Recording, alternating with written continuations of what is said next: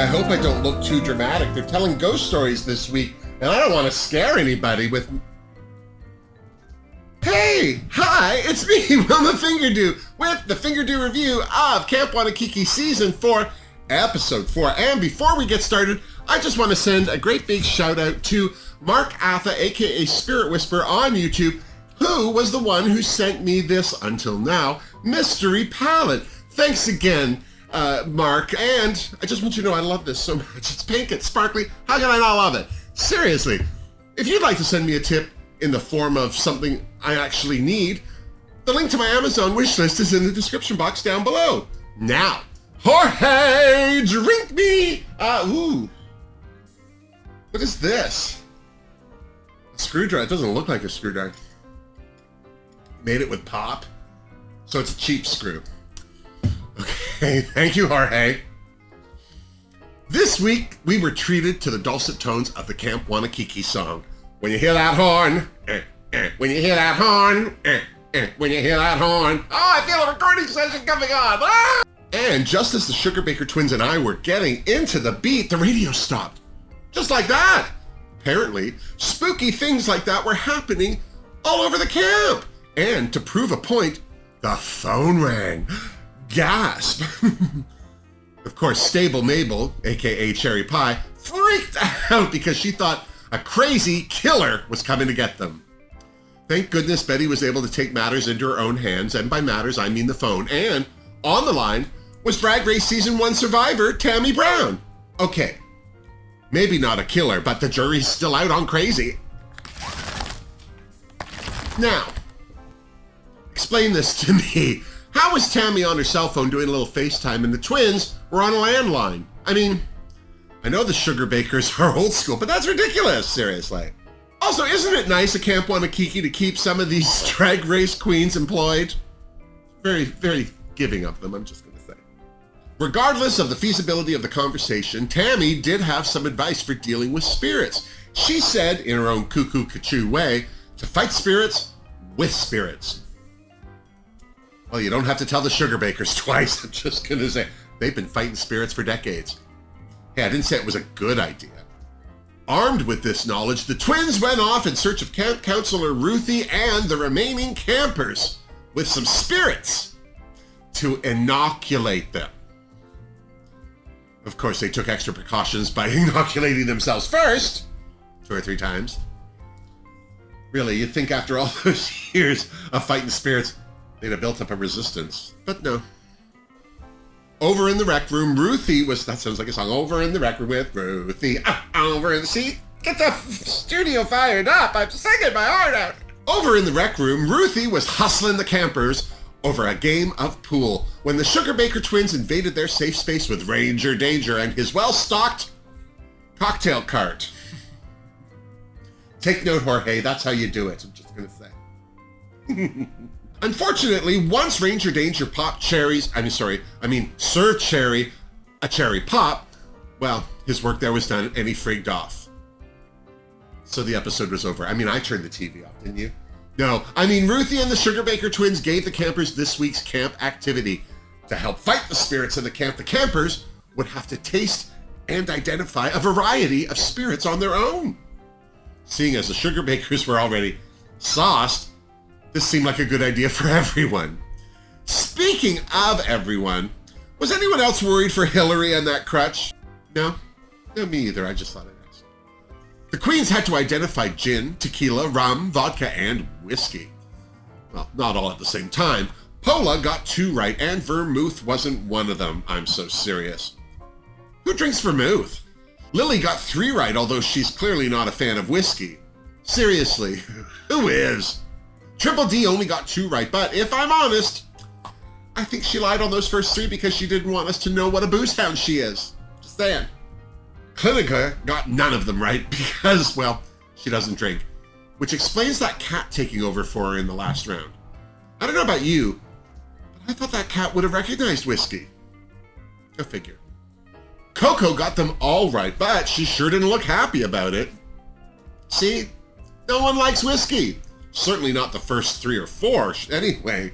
But that 5th shot, let me tell you. Our cute little Canuck got 4 of the 5 right. What was she thinking saying agave nectar? Seriously. Coleslaw was able to identify 3 of the shots, which I have to say surprised me. Not saying I think she's an alcoholic. I just think she looks like one. See, you can't judge a book. And Flappy also got 3 right and was already looking for round 6 without a hint of intoxication. Well, not right away anyway. Clearly, she got so inebriated, she went camera blind, poor thing. And once their buzz settled down, Ruthie and the Sugarbaker twins announced that the winner of the daily camp activity was Ms. Coco Sho-Nell.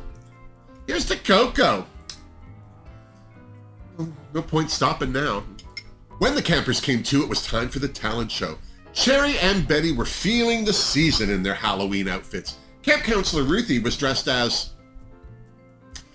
well, who doesn't think this is exactly the kind of thing that Ruthie wears when she does her dishes? Seriously.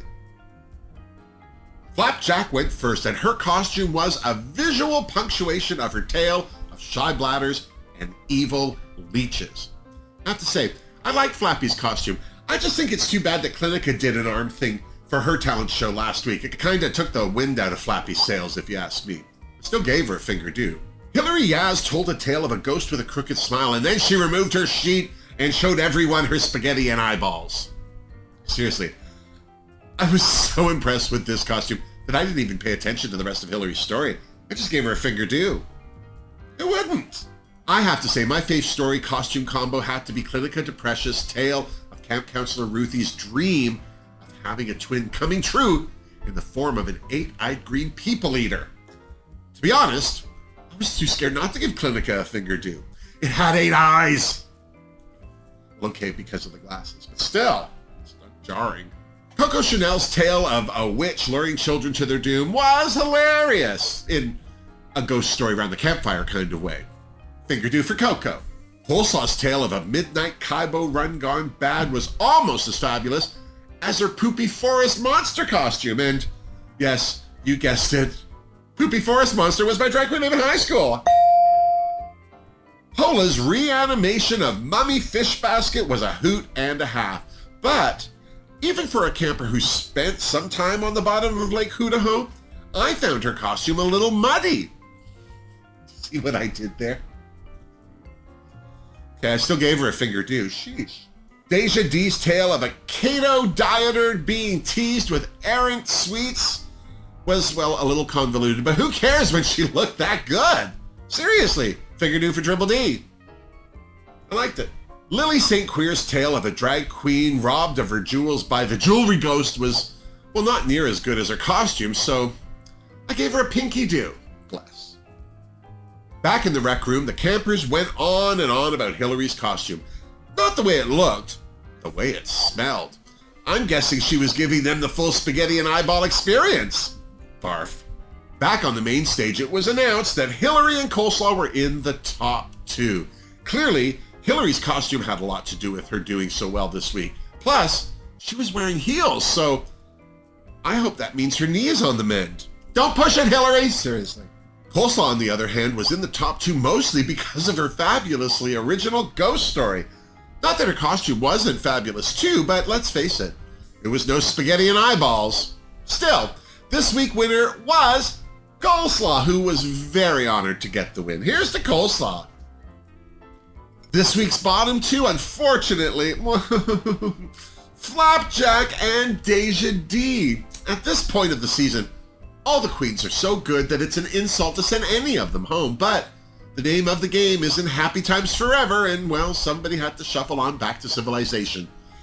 And as much as I hate to say it, it was my girl, Flapjack Lynn, who got outvoted 2-1. Here's to you, Flappy. You did so good, girl. Seriously. It's not going to be the same without you. And here's to Triple D and the rest of the campers. That was a tough week. Seriously. Well done to everybody. So, there you have it. Another week down, another achievement badge earned. Do you agree with who went home? Do you agree with who was in the bottom? How about who was in the top? Who do you think is next to go? My girl Deja D's been in the bottom twice now. She better not let there be a third, is all I'm saying. And all we can do is tune into Camp Wannakiki next week to see how it all plays out. And then when you're done, come on back and you see me so you and I can compare notes. Now, don't forget to give this video a thumbs up if you liked it, subscribe to my channel if you haven't, and check out the links in my description box for ways that you can help support this channel. Until next time, miss me! Mwah, seriously, Jorge. Oh, so much drama. I blame the spirits. I always blame the spirits.